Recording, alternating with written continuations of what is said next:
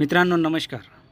मुख्यमंत्री माझी लाडकी बहीण योजनेत अर्ज करणाऱ्या महिलांच्या खात्यात येत्या 19 ऑगस्ट दरम्यान 1500 ते 3000 रुपये जमा होणार आहे.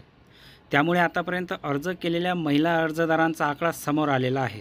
प्राप्त माहितीनुसार आतापर्यंत 1,41,98,898 महिलांनी या योजनेसाठी नाव नोंदणी केली आहे. त्यातले 1,30,00,000 अर्ज मंजूर झाले आहेत. यामध्ये आता कोणत्या जिल्ह्यातून किती अर्ज मंजूर झाले आहेत हे जाणून घेऊयात.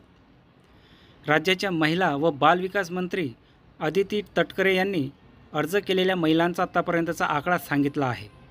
महायुती सरकारच्या मुख्यमंत्री माझी लाडकी बहीण योजना या महत्त्वाकांक्षी योजनेला महाराष्ट्रातील माता भगिनींचा प्रचंड प्रतिसाद लाभला असून आतापर्यंत 1,41,98,998 महिलांनी या योजनेसाठी नाव नोंदणी केली आहे.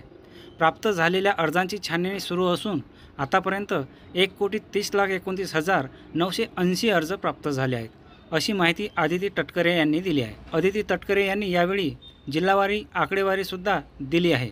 यामध्ये पुण्यातून महिलांचे सर्वाधिक अर्ज आले आहेत.